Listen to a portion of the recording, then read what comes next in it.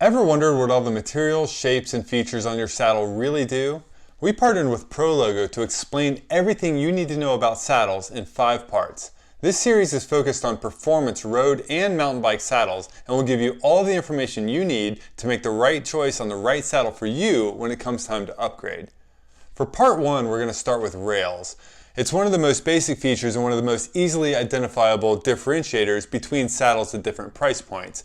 There's 3 main types of rail that you're going to find on saddles, but how much of a difference do these materials really make? And what's the real weight difference between them? This overview will give you a good idea of why you may or may not want to upgrade.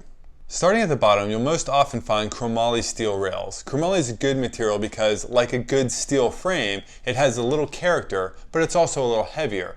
Typical chromoly rails weigh in about 89 grams.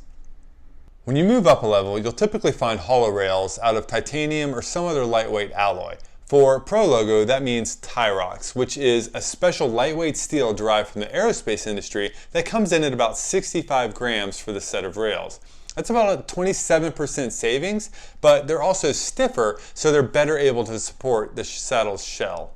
At the top end, most brands offer a carbon fiber rail. And a lot of times you'll find other materials like Kevlar or something added to it to prevent a small crack from turning into a catastrophic failure, because those other materials tend to help hold things together better.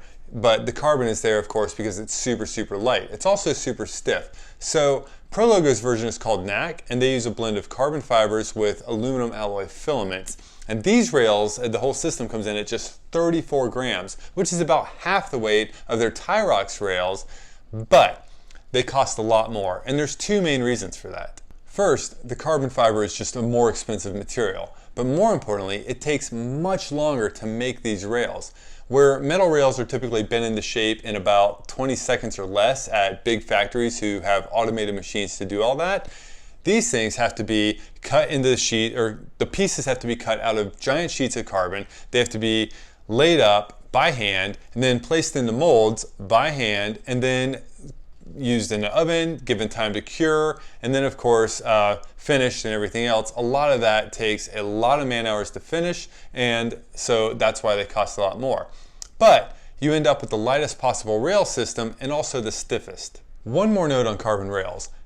Typical metal rails are round and 7 millimeters in diameter. That's the standard.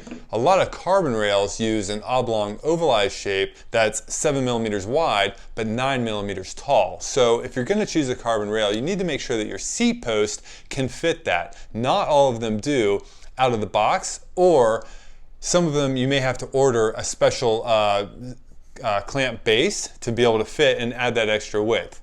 A lot of them, though, are adjustable, but it's worth checking to make sure before you order a really expensive saddle and find out that you can't put it on the post that you have. That's it for rails. Stay tuned for part 2, where we talk about the shell and how the different materials have different benefits and may be better or worse for some types of riders.